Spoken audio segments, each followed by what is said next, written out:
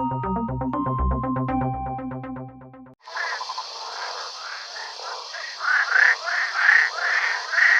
name is Dan Kimball. I'm the superintendent of Dry Tortugas and Everglades National Parks, and I've been the superintendent for 10 years. I'm going to be retiring at the end of March 2014, and it's been a real privilege.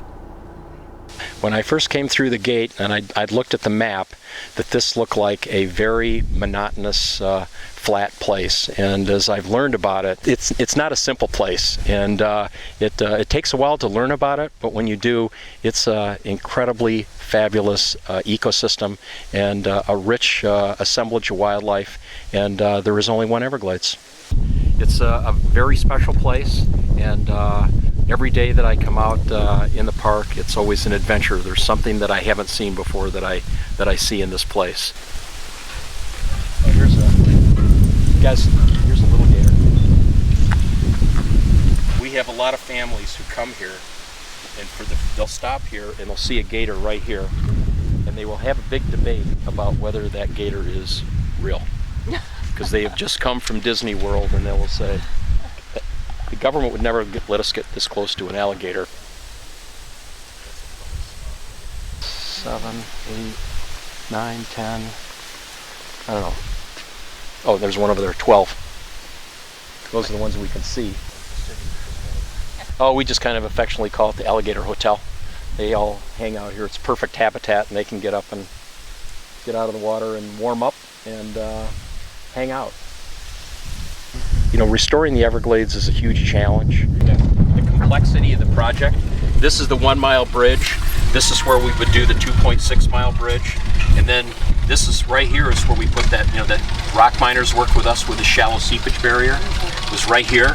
And then these are all the detention ponds on the east ponds. And then we did this other project down here at this end, this spreader. So we're trying to bring water into the park and down here in Taylor Slough and keep the water that's in the park and provide flood protection for all these areas here.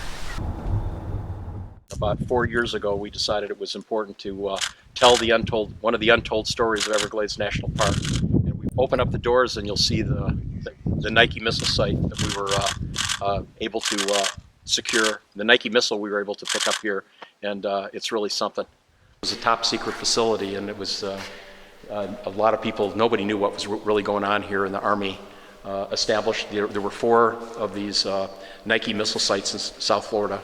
This is the best preserved, and we were lucky enough to find this missile and have help from the George T. Baker Aviation School, and helped us refurbish this, and it's in mint condition. Looks great, and really helps us tell the story. But you won't miss the python? No, that's one of the challenges that I haven't been able to solve on my watch, so I guess I'll watch it from afar. And I think we've learned a lot from the python, because I think people have paid attention to that. A lot of people don't really understand exotic species. Got to work on prevention, and so we don't have a problem like this on the landscape. But overall, I think we've learned about the python problem, but we have a long ways to go before we solve it. You know, I feel real fortunate. I remember when our director, Fran Manella, asked me to come down here. I didn't know much about it. I remember when I started to learn more about the Everglades, and I remember when I got down here in 2004, 2005, we had 8 hurricanes, and I remember talking to our director and saying, you didn't mention anything about these hurricanes, and she told me it was in the fine print. It's just, I just feel like we've done so much. There's so much that remains to be done. I just feel it's a real privilege to have had this assignment and to wrap my career up here. And now I'm looking forward to the next chapter. I kind of feel like I've got Everglades in my blood, and I know we'll be back, and I know I'll be watching carefully as we restore this place. And it's not just a national park, it's a World Heritage Site, an International Biosphere Reserve, and a wetland of international importance, so the whole world is watching as well.